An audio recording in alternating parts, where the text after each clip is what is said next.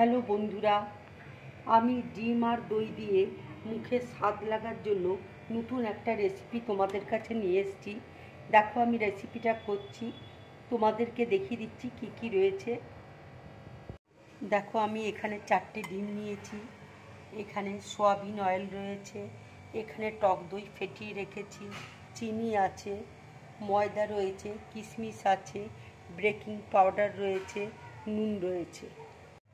এবার আমি ডিমগুলোকে ফাটিয়ে দিচ্ছি।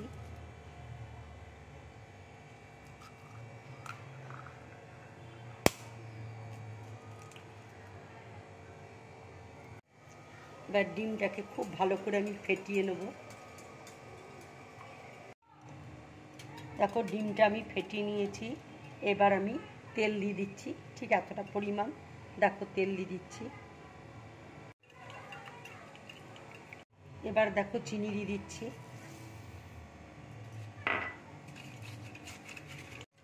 এবার দেখো আমি দইটা দিয়ে দিচ্ছি। দই দিলে খুব সফট হবে খেতে। এবার দেখো আমি ময়দা দিয়ে দিচ্ছি। ময়দা দিয়ে দেখো ময়দা দিয়ে আমি কিন্তু খুব ঘাটবো না।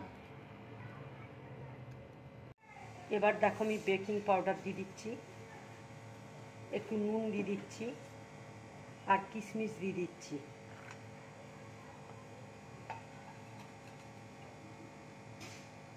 এবার দেখো আমি বাটিতে তেল ব্রাশ করে নিচ্ছি।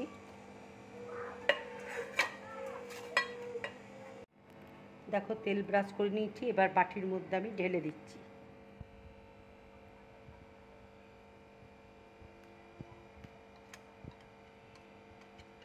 দেখো কড়াইটা আমি 10 মিনিট গরম করে রেখেছি। এবার আমি বাটিটা বসিয়ে দিলাম। এটা আমি 40 মিনিটের জন্য ঢাকা দিয়ে রেখে দিচ্ছি। আমি ঢাকাটা খুলছি। কেকটা দেখো হয়ে গেছে। এবার আমি গ্যাসটা অফ করে দিচ্ছি, ঠান্ডা হলে নামিয়ে নেব। কেকটা দেখো ঠান্ডা হয়ে গেছে। এবার আমি ছুরি দিয়ে কেটে নিচ্ছি।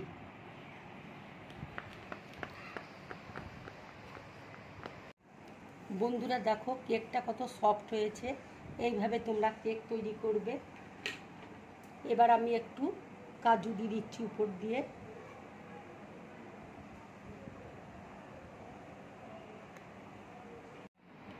এবার দেখো ফ্রেশ ক্রিম দিয়ে দিচ্ছি আমি।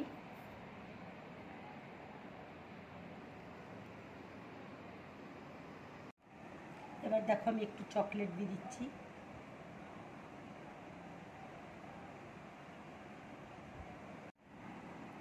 বন্ধুরা যদি তোমাদের এই কেকের রেসিপিটা ভালো লাগে তাহলে লাইক করবে, শেয়ার করবে, আর ড্রিম ব্লগ চ্যানেলটাকে সাবস্ক্রাইব করবে। নমস্কার।